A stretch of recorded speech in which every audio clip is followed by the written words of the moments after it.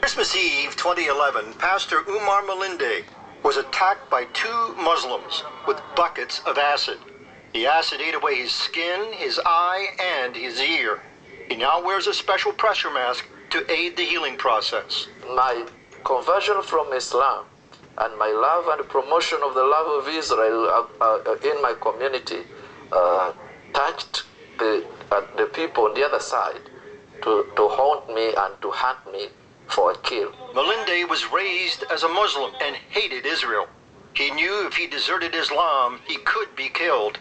But he had a dream that changed his life. It was a vision you had or a dream? It's a dream, sleeping. I was in the midst of fire crying, but I saw that many of the people who were with me in this fire were the fellow Muslims we go with in the mosque. But as I was crying at the climax of the scene, somebody shining stood on the right side and told me that Islam is leading you to this torture. Repent, be born again, you shall survive. Instead of believing in Jesus, Mulinde prayed Muslim prayers against bad dreams, but it didn't work. And after that I went back to my place and the dream came again. The following day I took myself to the church and I gave my life to Jesus. Mulinde became a successful evangelist, winning other Muslims to the Lord.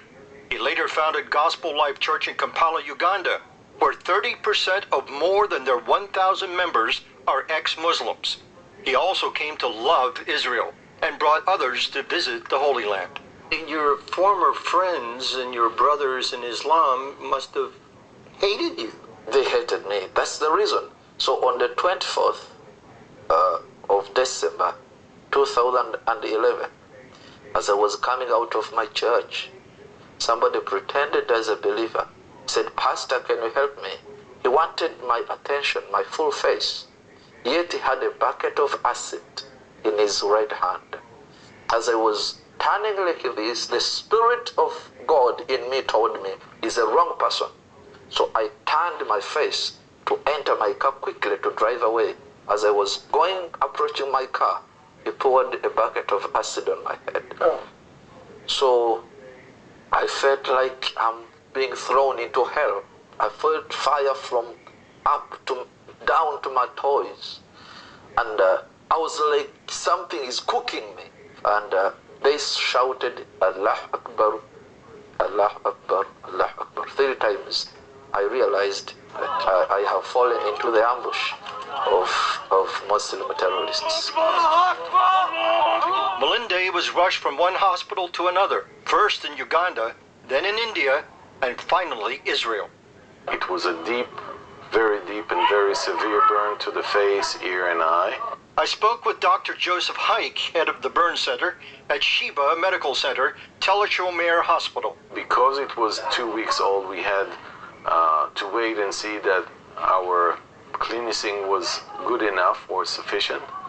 And then in the second stage, we ordered skin substitutes. We reconstructed the face, obviously in association with his own skin grafts. This is a man from Uganda, and here we are in Israel.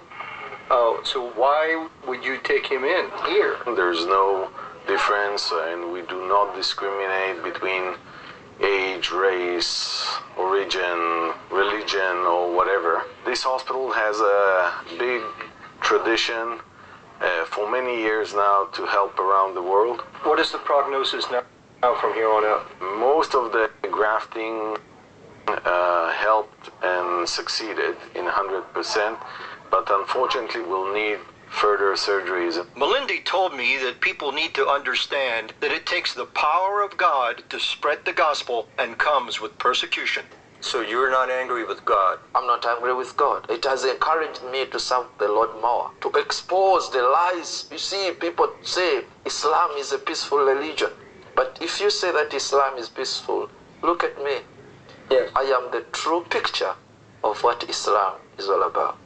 But they say there are radical elements and there are good elements, peaceful elements in Islam as well. But that's not practical, because these radical people, they read what they read from the Quran. And whenever a Muslim does not like something, Everywhere in the world, people know.